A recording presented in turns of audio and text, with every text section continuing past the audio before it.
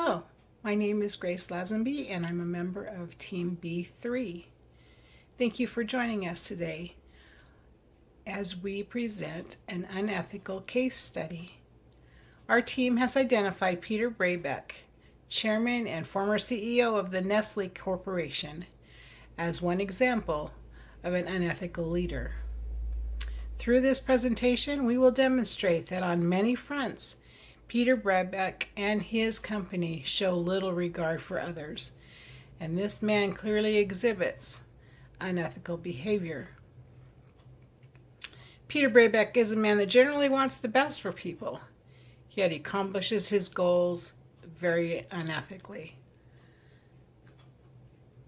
Think about your typical day. How many times do you use clean drinking water? What would you do if it suddenly were not available again, or were so expensive that you couldn't afford to obtain it? That will be the focus of our presentation today. Again, we thank you for joining us, and here is our presentation.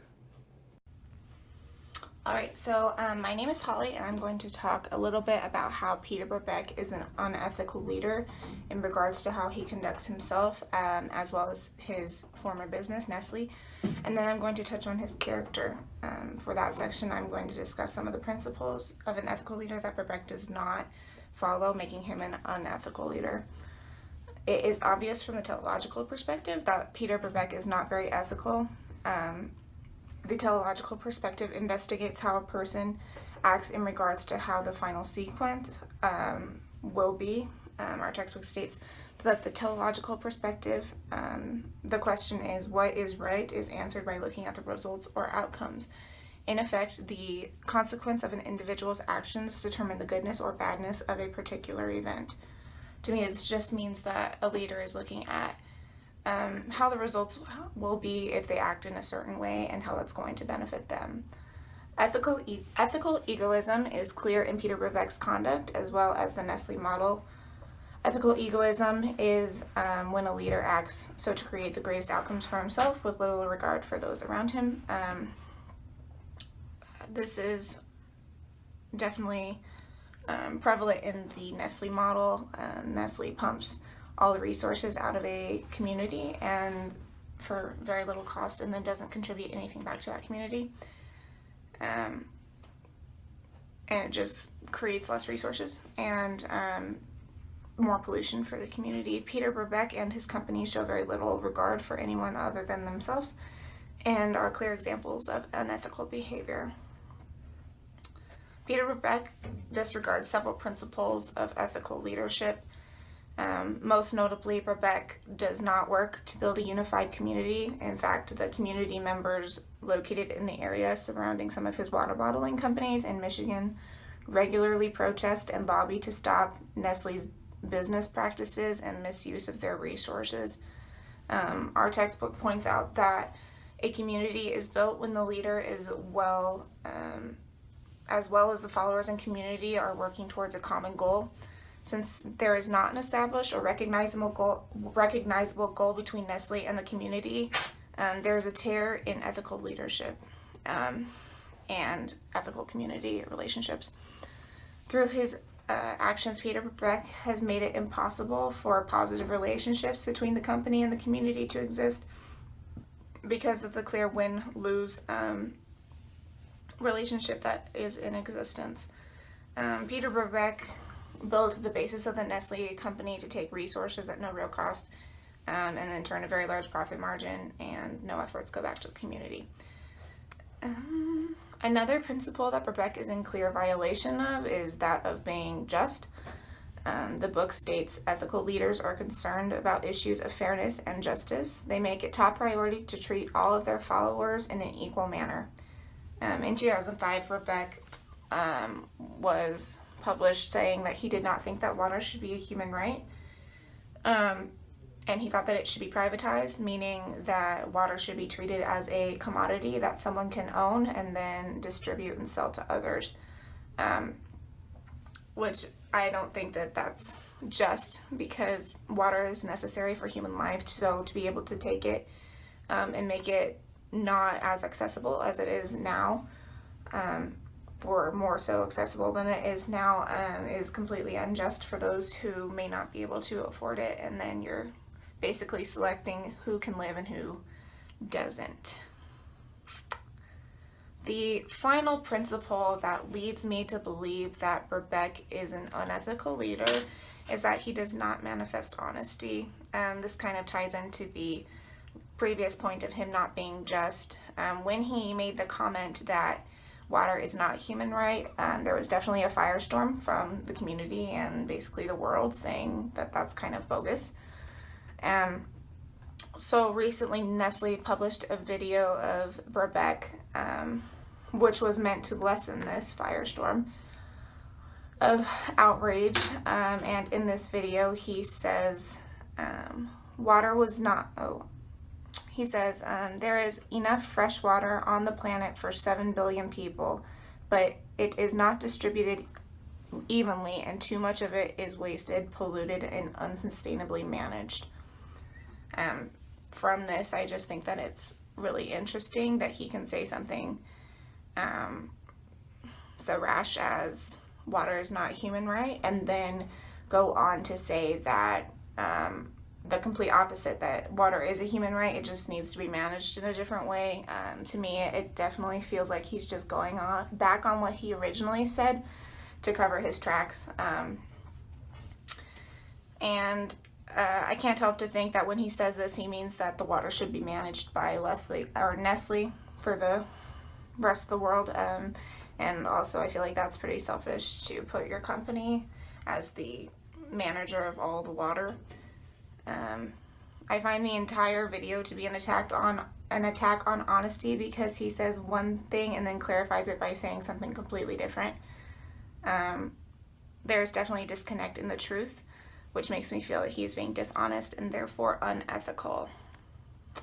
Overall, I see that Peter Brabeck is an unethical leader because of the way he behaves and his overall character. Thanks.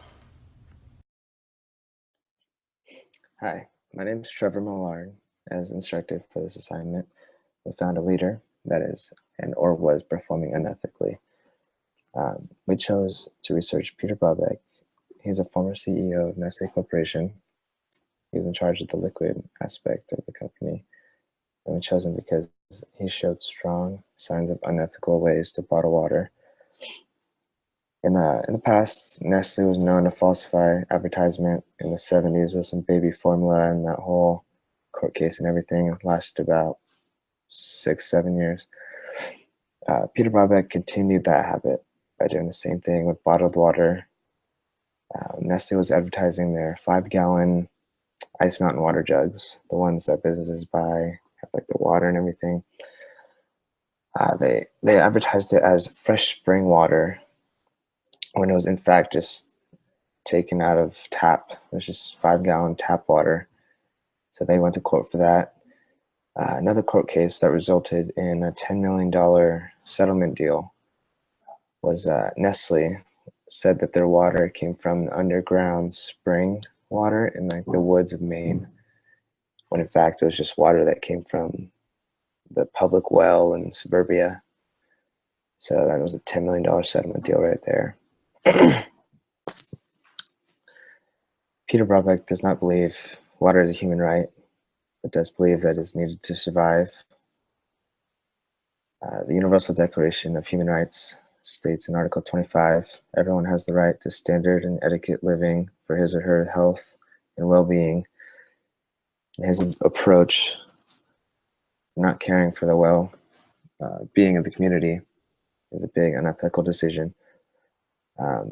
Many countries, such as South Africa or India, for example, have many people dying every day due to cholera outbreaks that are caused by regional water shortages in rivers and lakes and such.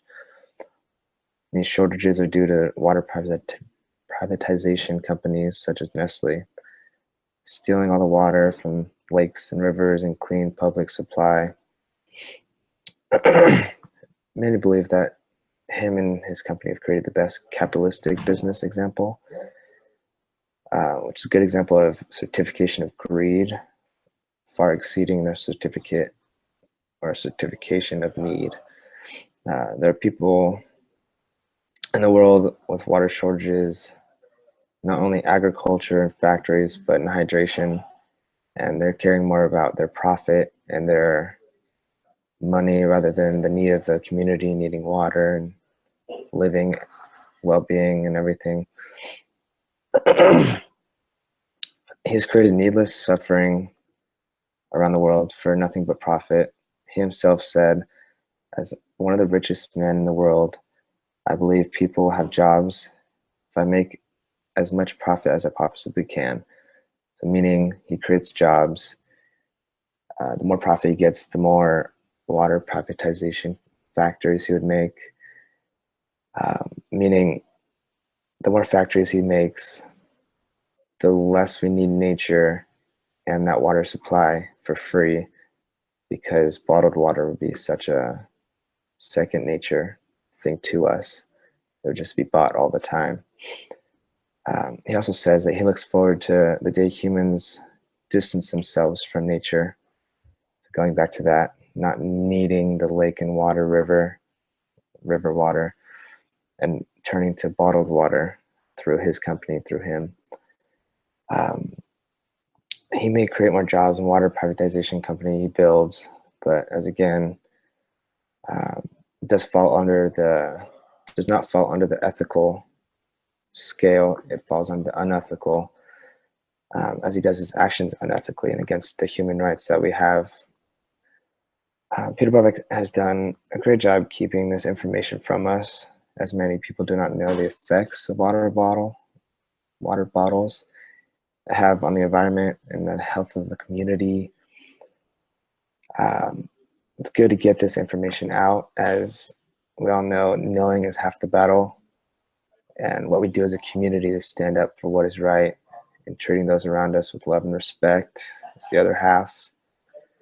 So I just wanted to get that out there, that Peter Brabeck is not best ethical example, because he has done so many things in his life that are unethical in his company and to make money and get a profit, and just not even thinking about the community. So thank you. We hope you've enjoyed our presentation here today, demonstrating how Peter Brabeck is clearly an example of toxic leadership. Lack of concern for others and choosing profit over people is not the way to go. As we sign off today, Team B3 would like to recommend collaboration between companies, individuals, and communities to develop long-term solutions to water resource needs. The reality is that we are running out of water to grow food, for households, for energy generation, and for industry. This is not a problem to be dealt with tomorrow. It's a problem that every single one of us should care about today. And we believe that great things can happen when people come together to find solutions. We appreciate your time and wish you the best for the rest of your day.